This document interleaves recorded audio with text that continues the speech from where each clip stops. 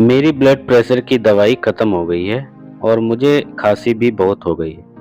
साहिल बेटा, आज रविवार है, तेरे ऑफिस की छुट्टी है, तो जरा मेरे लिए दवाई ले आना। खांसते हुए बोली सीमा जी।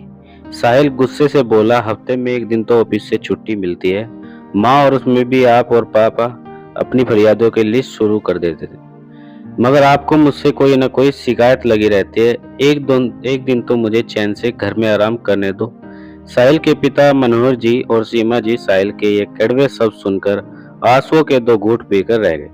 वैसे भी साहिल ने यह पहली बार थोड़ी कहा था। मनोहर जी ने जब पिछले सप्ताह साहिल से चश्मा ठीक कराने को कहा, तब साहिल ने यही कहा था, आपको और माँ को वैसे भी क्या काम है, सोने और खाने के लिए अलावा खुद तो रोज घर में मजे से रहते हो, मगर मुझे एक दिन भी मजे में नहीं रहने देते। रविवार आता नहीं है कि कभी बाम की शीशी ला दो तो कभी दवाई ला दो। पूरे सप्ताह तो मैं वैसे भी व्यस्त रहता हूँ, एक रविवार तो मिलता है आराम के लिए, उसमें भी तुम दोनों अपनी फरियादों की लिस्ट मुझे पकड़ा देते हो। सीमा जी और मनोहर जी दोनों की अब उम्र हो चली थी।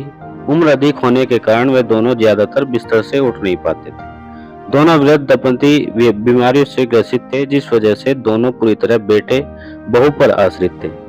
75 वर्षीय सीमा जी जब से एक बार बाथरूम में गिरी थी, उसके बाद फिर कभी चल ही नहीं पाई थी। और मनोहर जी भी हार्ट अटैक के बाद की गई सर्जरी के बाद बीमार ही रहते थे।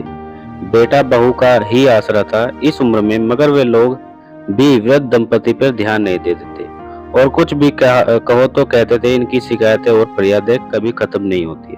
साहिल अपने माता पिता को खरी खोटी सुना रहा था, उतने में उसकी पत्नी निशा का फोन आता है, जो पार्लर में फेशियल कराने गई थी। निशा बोली, साहिल मैं यहाँ पार्लर में हूँ, क्या तुम मुझे लेने आ सकते हो? साहिल, जिसकी आवाज अपने माता पिता के लिए इतनी कठोर थी, निशा का फोन आने पर जैसे उसकी आवाज में मिश्री घुल गई है। डार्लिंग अभी आता हूँ, वैसे भी आज संडे है, फ्री हूँ, बोलकर उसने अपनी बाइक की चाबी निकाली। तुरंत निशा को पार्लर लेने चला गया। निशा और साहिल बाहर से आते वक्त अपने साथ खाने पीने का सामान भी ले आए, मगर किसी ने अपने माता पिता को खाने को भी नहीं पूछा। दोपहर के 3 बज चुके थे, मगर अब तक किसी ने मनोहर जी और सीमा जी को खाने नहीं दिया था। मनोहर जी से जब भूख बर्दाश्त नहीं हुई तो वे लाठी का सहारा लेकर धीरे धीरे चलकर बाहर देखने गए, तो साहिल उनके बच्चे बाहर से लाया हुआ खाना खा रहे थे। वे समझ गए आज फिर उनकी बहू ने उनके लिए खाना नहीं बनाया है। साहिल मनोहर जी और निशा का इकलौता बेटा था।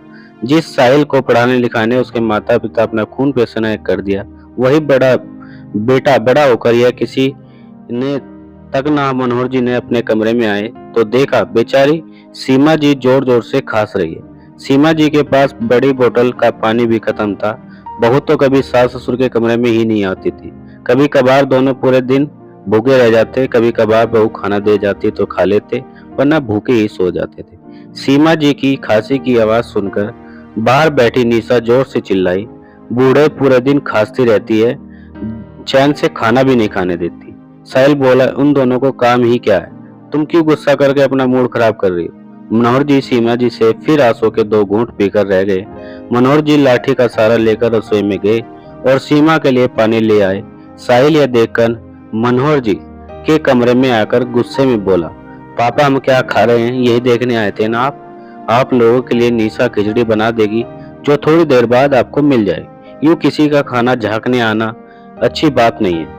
समझते कहते हुए साहिल ने जोर से उनके कमरे का दरवाजा बंद कर दिया।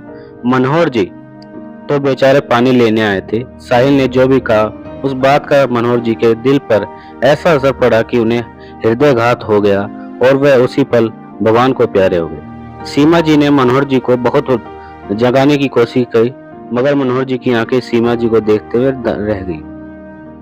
साहिल और निशा की हंसी ठिठोली आवाजें आ रही थी। किसी को अपने माता पिता की कोई फिक्र नहीं थी। सीमा जी ने पास बड़ी मछलियों की मारने वाली दवाई उठाई और खा ली, और वो भी मनोहर जी के कंधों पर सिर रखकर हमेशा के लिए उन्हीं के पास चली गई।